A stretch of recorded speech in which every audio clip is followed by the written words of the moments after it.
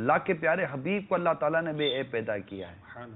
ہم جیسے انسان یہ عیبوں کے مجموعے ہوتے ہیں یار. اتنا عیب ہے ہمارے اندر، اتنا عیب ہے ہمارے اندر. تو مطلب یہ کیسے ہو سکتا ہے کہ میں کسی کے ساتھ زندگی کے اتنے ایام گزاروں اور میرا کوئی عیب یا میری کوئی کمزوری اس پر ظاہر نہیں ہوگی.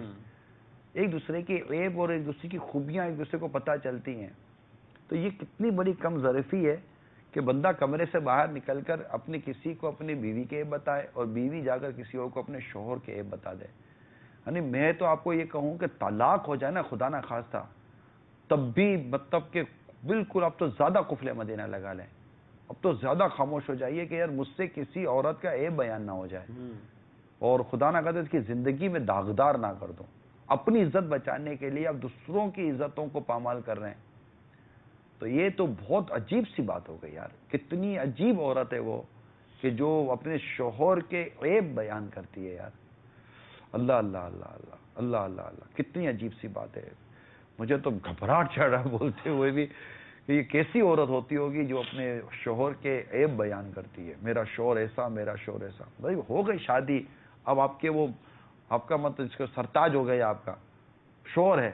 اب جب تک وہ شوہر ہے آپ کا، آپ کو اس کے حق اور ادا کرنے اور اس کی عزت کو بچانا ہے اور اس کا جو بھی حقوق ہیں وہ ادا کرنے ہیں. اور خدا نہ خدا علیحدگی ہو بھی گئی، اب ایک مسلمان کے عیب کھول کر کیا فائدہ ہوگا؟ یہ کتنی مطلب کہ عجیب سی. اور اسی طرح وہ شوہر جو مطلب کہ اپنی بیوی کے عیب بیان کرتا، اللہ کی پناہ کہ یار میری بیوی ایسی، میری چپ ہو جاؤ نا. اس کے بولنے سے کیا بیوی صحیح ہو گئی؟ نہ، اور خراب ہو گئی کہ تم نے اس کی برائیں کر کے اس کو اور خراب کر دیا. اس کو پتہ چلتا ہے تو اور ہو جاتا ہے گھر میں بیٹھ کر. اس میں بعد ہوگا جب غصہ آتا ہے تو زیادہ آدمی پھر بول دیتا ہے. تو ایسا نہ کریں، بلکہ امیر سنت کے جو مدنی پھول ہیں اس پر عمل کریں کہ اگر عورت اپنے میکے جائے تو اپنے سسرال کی برائیاں نہ بیان کرے، بلکہ میں تو یہ کہوں گا کہ اگر وہ اپنے سسرال میں بیٹھی ہے تو وہ اپنے میکے کے فضائل بھی بیان نہ کرے.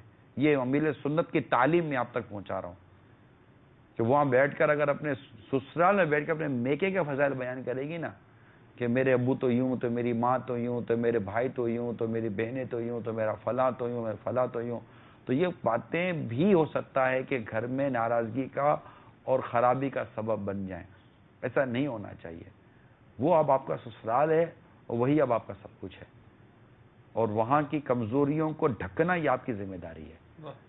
اب اسی طرح بہو آ گئی تو اب بہو کی کمزوریوں کو ڈھکنا اب سسرال کی ذمہ داری ہے کہ ٹھیک ہے اب ہماری بیٹی ہو گئی ہے، اب جو تھا ہمارے نصیب میں یہ آ گیا، اب اس کی اصلاح کرنا بھی ہماری ذمہ داری، اس کی خرابیوں کو چھپانا بھی ہماری ذمہ داری ہے. نہ ہم اس کی برائی کریں گے، نہ کسی کو اس کی برائی کرنے دیں گے. اب ہمارے گھر کی عزت ہے یہ. میں تو اس پہ غور کرتا ہوں کہ ہمیں تو جیسے ریڈی میڈ لباس لیتے نا وہ بھی پورا فٹ نہیں آتا یار. اب ایک لڑکی آئی ہے شادی کر کے یا ایک لڑکا جس سے شادی کی ہے، یہ کیسے مطلب کہ بالکل وہ ہو جائیں گے کہ ایک ہی طرح کا حساب کتاب ہو جائے گا. مزاج بنتے بنتے ٹائم لگتا ہے. گھر الگ ہوتے ہیں، خاندان الگ ہوتے ہیں، قبائل الگ ہوتے ہیں، بولنے چلنے کھانے پینے پرورش کے انداز الگ ہوتے ہیں. ان سب کو سمجھ کر ایڈجسٹمنٹ کے ساتھ ہی گھر چلے گا. یعنی ایک دوسرے کی عزتوں کا تحفظ بہت ضروری ہے.